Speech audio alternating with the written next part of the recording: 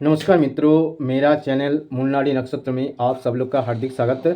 दोस्तों, मेरा आज का जो विषय है वो है horoscope analysis of Napoleon Bonaparte तथा नेपोलियन टू, अर्थात नेपोलियन बोनापार्ट जो फ्रांस का सम्राट तथा विश्व विजेता था, उनके जन्म जन्म कुंडली विश्लेषण करेंगे। तो देखिए, उनका जो डेट ऑफ बर्थ तथा जन्म तारीख है 15 अगस्त 1769 एवं टाइम ऑफ बर्थ है सुबह 10:28 पर, और अजासियो कॉर्सिका फ्रांस में उनका जन्म हुआ। अभी देखिए उनका जन्म कुंडली में क्या है। तो देखिए, लग्न जो है तुला लग्न, और लग्न में गुरु बैठा है। लग्न की थर्ड हाउस तथा धनु राशि में राहु नीच होकर बैठा है। चतुर्थ भाव में चंद्रमा मकर राशि में बैठा है। नवम भाव मिथुन राशि में केतु एवं शुक्र दो ग्रह है, एवं केतु नीच होकर मिथुन राशि में बैठा है। दसम भाव कर्क राशि में शनि एवं बुध दो ग्रह। 11 भाव में अर्थात सिंह राशि में सूर्य एवं मंगल है। तो ये हुआ उनका ग्रह का पोजीशन व अवस्थान। अभी उनका जन्म कुंडली का विश्लेषण करेंगे। फर्स्ट देखिए, जो नेपोलियन बोनापार्ट बहुत ही महत्वाकांक्षी थे। फर्स्ट महत्वाकांक्षी थे। महत्वाकांक्षा का जो कारक ग्रह है अर्थात एम्बिशन तथा हाईली एम्बिशन का कारक ग्रह है गुरु। इसके अलावा सूर्य एवं मंगल भी महत्वाकांक्षा का ग्रह तथा कारक ग्रह है, प्लैनेट है। देखिए, गुरु लग्न में बैठा है, तो स्वाभाविक रूप से गुरु लग्न में बैठा हुआ गुरु जातक को बहुत ही एम्बिशस तथा महत्वाकांक्षी बनाया। इसके अलावा गुरु तृतीय भाव एवं छठे भाव का अधिपति है। कोई भी जन्म व्यक्ति का जन्म कुंडली में अगर गुरु तृतीय भाव का अधिपति एवं छठे भाव का अधिपति है एवं लग्न में बैठता है, जैसे तुला लग्न के लिए गुरु तृतीय भाव एवं छठे भाव का अधिपति है, लग्न में बैठा है, तो जातक बहुत ही महत्वाकांक्षी तथा एम्बिशस होता है, क्योंकि तृतीय भाव से उद्यम, प्रचेष्टा और साहस, विक्रम, पराक्रम को दर्शाता है, एवं छठे भाव से परिश्रम तथा उद्यम, ठीक है, और उद्योग को, प्रचेष्टा को भी दर्शाते हैं। तो इस दो भाव के अधिपति अगर लग्न में बैठता है तो जातक स्वाभाविक रूप से महत्वाकांक्षा तथा उच्चाकांक्षी होगी और एम्बिशस होगा।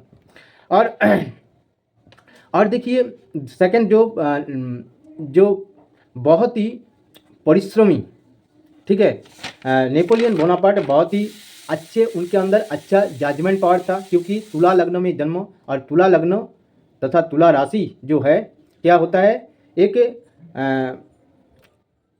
तुला लग्न से जातक के, अगर कोई भी व्यक्ति तुला लग्न में या तुला राशि में जन्म लेता है उसके अंदर अच्छा जजमेंट पावर रहता है, क्योंकि तुला राशि तुला दंड तथा अच्छे न्याय दंड को दर्शाता है। इसके अलावा नेपोलियन बोनापार्टे बहुत ही परिश्रमी, कष्ट सहिष्णु अर्थात कष्ट झेल सकते थे, और धैर्यशील तथा पेशेंट थे, एवं अध्यवसायी अर्थात कोई भी काम में लगे रहना और डटे रहना।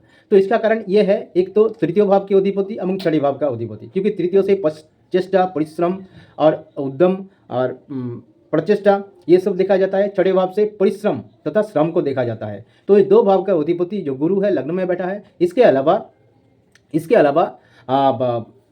क्या है, मकर राशि में जन्म होने के कारण, क्योंकि कोई भी व्यक्ति का अगर राशि जो है मकर राशि है, और मकर राशि में जन्म हुआ व्यक्ति का जो स्वाभाविक चरित्र है वो जातक लेबोरियस तथा परिश्रमी होगा, कष्ट सहिष्णु अर्थात कष्ट झेल सकता है और झेलने का क्षमता रहेगा, और धैर्यशील तथा पेशेंट होगा, अध्यवसायी कोई काम में लगे रहना या डटे रहना रहेगा। तो ये हुआ। आप देखेंगे जो उनके और राजनीति में, अर्थात राजनीति में गया एवं बहुत ही सामान्य अवस्था से एक सामान्य सैनिक से फ्रांस का सम्राट, बाद में विश्व विजेता के रूप से उनको जाना गया। तो और बहुत सारे यूरोप में भी उन्होंने बहुत सारे उसका जो साम्राज्य है उसका विस्तार भी किया, और बहुत सारे युद्ध भी लड़ाई भी किया। तो देखिए, स्वाभाविक रूप से इसका कारण ये है, एक तो इसका कारण ये है कि देखिए राजनीति में, क्योंकि जो राजतंत्र है या शासक जो होता है उसका जन्म कुंडली में सूर्य एवं चंद्रमा बलवान होना चाहिए, एवं सूर्य एवं चंद्रमा का कोई ना कुछ प्रभाव रहेगा। मैंने बहुत सारे वीडियो में कहा है, अगर सूर्य या चंद्र ये दो ग्रह में से कोई ग्रह अगर कर्क राशि या सिंह राशि या मकर राशि या कुंभ राशि में बैठता है तो जातक राजनीति में जा सकता है, या राजतंत्र या प्रजा पालन में तथा शासन व्यवस्था में उनका कुछ ना कुछ प्रभाव अवश्य रहता है और शासक हो सकता है।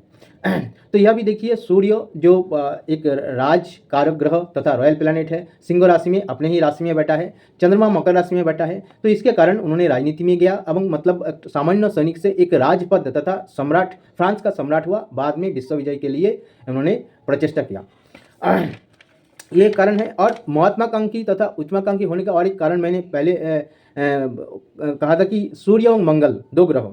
तो सूर्य देखिए, यह सूर्य भी सिंह राशि में अपने ही घर में बैठा है, सूर्य सिंह राशि में अपने ही घर में बैठा है एवं मंगल के साथ, अर्थात दो महत्वाकांक्षी तथा उच्चाकांक्षी एम्बिशियस होने का ग्रह एक साथ ज्योति कर रहा है, ये भी एक योग है। इसके अलावा 11 भाव में बैठा हुआ सूर्य और मंगल पंचम भाव को देख रहा है। पंचम भाव से मेंटेलिटी या मानसिकता देखा जाता है। तो स्वाभाविक रूप से पंचम भाव के ऊपर दो महत्वाकांक्षी का ग्रह, महत्वाकांक्षा होने की एम्बिशन का ग्रह सूर्य मंगल की दृष्टि होने का कारण नेपोलियन बोनापार्ट एक महत्वाकांक्षी व्यक्ति थे।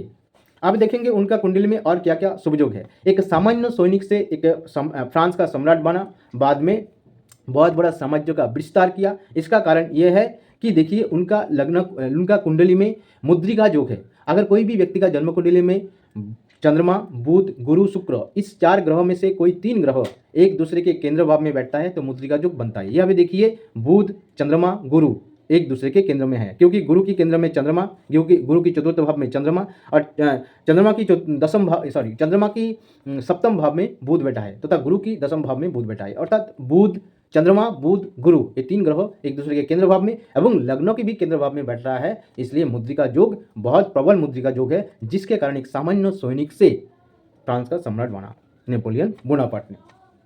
और भी क्या योग है, एक तो देखिए तुला लग्न का योग कारक ग्रह है शनि, क्योंकि तुला लग्न के लिए शनि जो है चतुर्थ भाव एवं पंचम भाव के अधिपति है, जो दसम भाव कर्क राशि में बैठा है, तो ये एक बहुत बड़ा राजयोग है।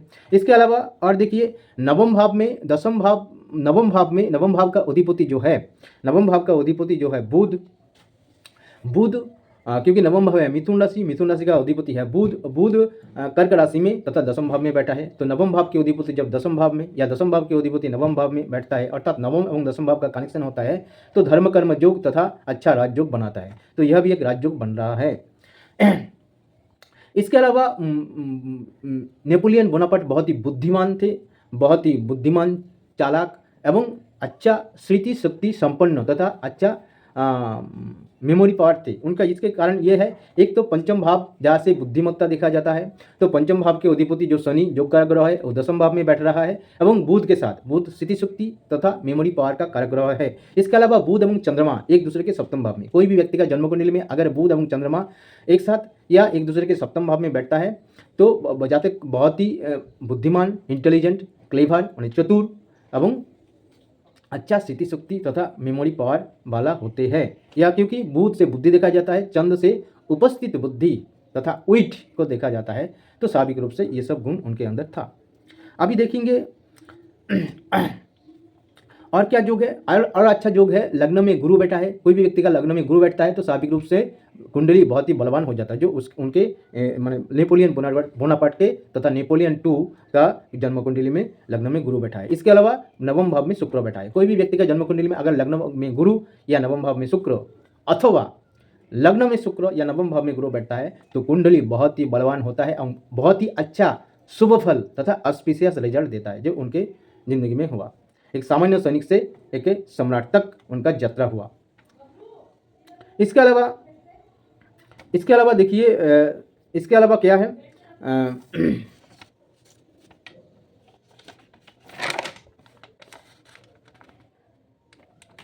अच्छा, उन्होंने नेपोलियन बोनापार्ट बिलीव्ड इन, अर्थात उनको विश्वास था कि इन ओमेन अर्थात शकुन या अपशकुन में विश्वास था, न्यूमरोलॉजी अर्थात संख्या तत्व में विश्वास था, और फेट नियति तथा विधि में विश्वास था, और लाकी स्टार जो लाकी स्टार है उसके उनके विषय में भी उनका विश्वास था। इसका कारण यह है, नवम भाव में केतु बैठा है और केतु भी गुरु का चेला कहा जाता है, धर्म का कारक ग्रह जो नवम भाव में बैठा है एवं लग्न में गुरु बैठा है। तो स्वाभाविक रूप से अगर कोई भी व्यक्ति का नवम भाव में या लग्न में केतु बैठता है या नवम भाव में या लग्न में गुरु बैठता है तो ये जातक को इस मतलब जगत में अर्थात ये सब में विश्वास रहते, ज्योतिष के बारे में या रहस्य विद्या जो है, मिस्टीरियस जो नॉलेज है उसमें जातक को इंटरेस्ट रहता है, जो नेपोलियन बोनापार्ट का भी था, एवं उन्होंने नियति तथा भाग्य को विश्वास करते थे। इसके अलावा केतु नवम से भी भाग्य देखा जाता है और केतु से भी देखा जाता है। केतु एक रहस्यमय ग्रह है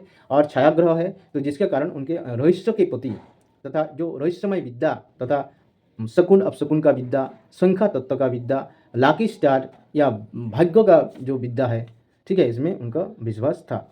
ये सब इतना बड़ा सम्राट होने के बावजूद 1815 में 1815 साल में वाटरलू युद्ध में, अर्थात वाटरलू को जब वार हुआ था, उस समय उनको एक बहुत बड़ा हार स्वीकार करना पड़ा एवं पूरा हार गए थे, एकदम हार गए थे। तो इसका कारण ये हुआ कि उनका जो दसम भाव, क्योंकि दसम भाव से राज्य भी देखा जाता है, तो दसम भाव में देखिए, दसम भाव में शनि बैठा है एवं दसम भाव के दोनों तरफ पाप ग्रह, दसम भाव के पीछे तरफ तथा नवम भाव में नीच का केतु एवं दसम भाव का द्वितीय भाव तथा 11 भाव में सूर्य एवं मंगल बैठा है। अर्थात दसम भाव एवं दसम भाव में बैठा हुआ जो कारक ग्रह शनि पाप ग्रह के मध्य में होने की बजाय उनको एक समय पूरा उसका राज्य भी खो गया था, उनके पास कुछ नहीं था। और केतु जो नवम भाव में नीच ग्रह कुछ ना कुछ खराब फल अवश्य देता है, भाग्य में कुछ ना कुछ भाग्य हानि तथा भाग्य में व्याघात या हानि होता है। तो इसलिए उनको भाग्य में हानि हुआ एवं वाटरलू युद्ध में एवं बहुत जोर से उनको मतलब युद्ध में बहुत ज़्यादा हार हुआ। और उनके बाद उनको सेंट हेलेना द्वीप जो एक समुद्र के बीच में है, जिस सेंट हेलेना द्वीप का चारों तरफ समुद्र है, समुद्र के बीच में रखा गया था एवं निर्जन द्वीप में निर्वासन तथा एक्साइल दिया गया था। इसका कारण यह है, तो देखिए द्वादश भाव से निर्वासन या राजदंड देखा जाता है या निर्वासन देखा जाता है। तो देखिए द्वादश भाव के अधिपति जो है बुध शनि के साथ दसम भाव में बैठा है एवं दसम भाव जो कर्क राशि है, जल राशि, अर्थात एक जल भूखंड में समुद्र के बीच में एक भूखंड सेंट हेलेना द्वीप में उनको निवासन दिया गया था। इसके अलावा द्वादश भाव के ऊपर शनि की भी दृष्टि है, अर्थात द्वादश भाव के अधिपति तथा द्वादश शनि के साथ जल राशि में पापग्रह के मध्य में बैठा है एवं द्वादश भाव में शनि की दृष्टि भी है, जिसके कारण उनको एक सेंट हेलेना द्वीप तथा समुद्र के बीच में एक द्वीप में उनको निर्वासन तथा एक्साइल दिया गया था। और देखिए उनका कुंडली में और अच्छा जो योग थे वो है महाशक्ति योग, क्योंकि चंद्रमा की द्वादश भाव में राहु, अगर कोई भी व्यक्ति का जन्म कुंडली में चंद्रमा की द्वादश भाव में शनि या राहु या केतु बैठता है तो महाशक्ति योग बनता है, जो जातक को बहुत बड़ा शासक तथा एम्पायर बनाता है, जो उनको बनाया था। तो इसके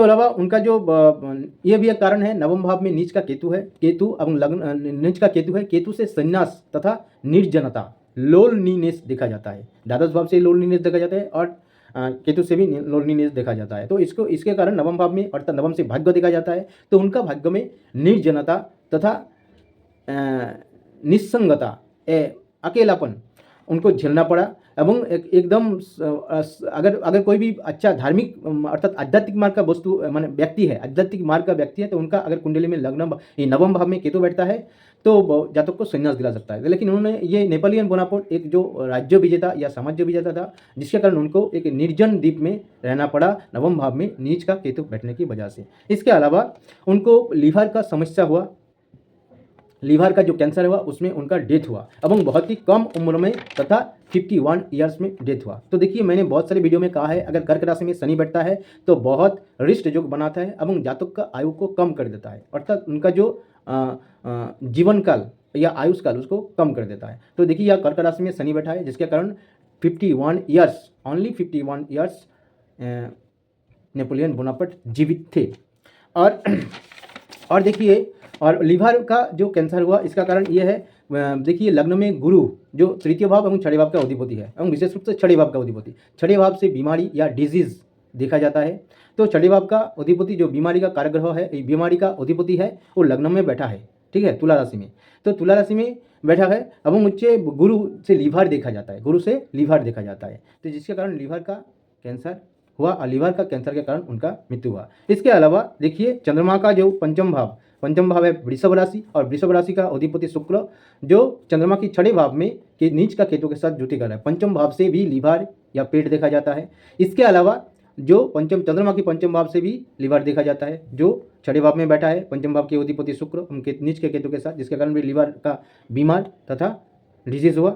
इसके अलावा कालपुरुष राशि चक्र का जो पंचम भाव है अर्थात सिंह राशि में, कालपुरुष राशि चक्र का पंचम भाव सिंह राशि में 2 पाप ग्रह सूर्य एवं मंगल बैठने की वजह से पंचम कालपुरुष राशि चक्र के भी पंचम भाव पीड़ित है, तो जिसके कारण उनको ये लीवर का बीमारी हुआ और उसमें उनका डेथ हुआ।